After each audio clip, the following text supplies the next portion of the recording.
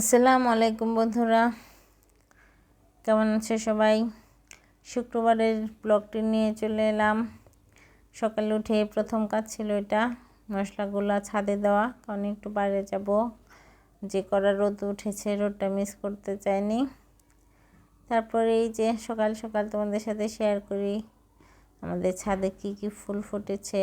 আর গাছগুলো দেখো, বৃষ্টি হচ্ছে তো গাছগুলো খুব সুন্দর হচ্ছে। তারপর চলে আসলাম স্বপ্নতে, কিছু বাচ্চাদের টিফিন আইটেম দরকার ছিল, তাই চলে এলাম সকাল সকাল এগুলো নেওয়ার জন্য। সারাদিন তো শুক্রবার অনেক ব্যস্ততাই কাটে, বাচ্চাদের টিফিন আইটেমই মূলত নেওয়ার জন্য আসা। 4 জনের টিফিন,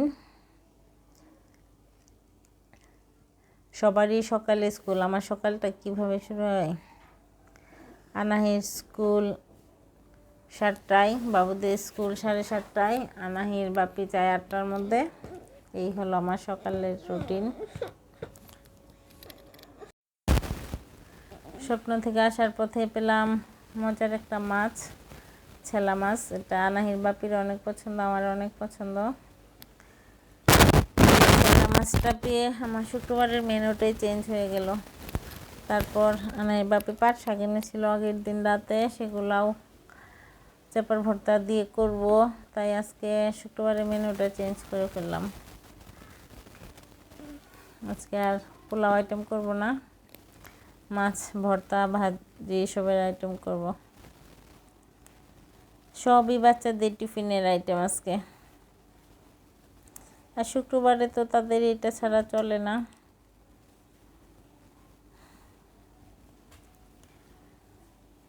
বাচ্চাদের সব আইটেম শেষ হয়ে গিয়েছিল।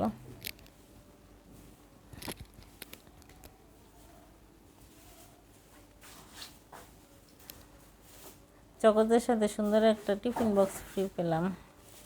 এই বক্সটা আমার, এটা নিয়ে 3টা হয়েছে। আগে দিত নুডলসের সাথে, এখন এবার দিল চকোচের সাথে। আর চাউমিনটা ইদানিং সবাই খুব পছন্দ করছে, তাই ম্যাকারনি আর চাউমিন নুডলসটা নিয়ে আসলাম, স্টিক নুডলস যেটা, অনেকগুলো নিয়ে আসলাম। আর বাবুদের কিছু নুডলস, তাদের জেলি সবই শেষ হয়ে গিয়েছিল, সবই নিয়ে আসলাম, সব তাদের আইটেমই। তারপর চলে আসলাম রান্নাঘরে, হালকার মধ্যে নাস্তা করব। সকালে মিষ্টি আলু সিদ্ধ করে রেখেছিলাম যাওয়ার আগেই, আর এখন করছি সুজি আর রুটি। এটা বাচ্চারা পছন্দ করে। তারপর নাস্তা খাওয়ার পরেই তো ওদেরকে রেডি করে দিলাম। আনাহি যাচ্ছে তার বান্ধবীর বাসায়, জন্মদিনের দাওয়াত ছিল, আর বাবুদেরকে নিয়ে ওর বাবা যাবে নামাজে। সবাই একসাথে বেরিয়ে গেল। আনাহিকে নামিয়ে দিয়ে তারপর ওরা মসজিদে চলে যাবে। এখন আমি আর আরিশাই শুধু, সব কাজ বাকি, গোসল বাকি, ঘরটর গোছানো বাকি, রান্না বাকি। ভাত আর ডালটা আগে বসিয়ে দিয়েছিলাম, এখন অন্য কিছু রেডি করতে পারবো। এই তো ডালটা বাগার দিয়ে নিলাম, ভাতটাও হয়ে গেছে। ডালের এই বুদবুদানিটা আমার খুব ভালো লাগে, তাই তোমাদের সাথে শেয়ার করি। যখন তেলটা ছাড়া হয় যে একটা শব্দ হয়, আমার অনেক ভালো লাগে, আর সেন্টটা যা আসে। আর এই তো ছেলা মাছের জন্য কেটে নিয়েছি ঝিঙা আর আলু, এই দুটো আইটেম দিয়ে ছেলা মাছটা ভালো লাগে। ছেলা মাছটা এত তো টাটকা ছিল, দেখো একটা মাছও গলে যায়নি। তরকারিটাও মজা হয়েছিল। শুক্রবারে এরকম আইটেম অনেক দিন পর খেলাম। আজকে করেছিলাম চাপার ভর্তা, পাট শাক, ছেলা মাছ আর আমডাল সাজনা দিয়ে। সবগুলো আইটেম আলহামদুলিল্লাহ মজা হয়েছিল, সবাই পেট ভরে খেয়েছি।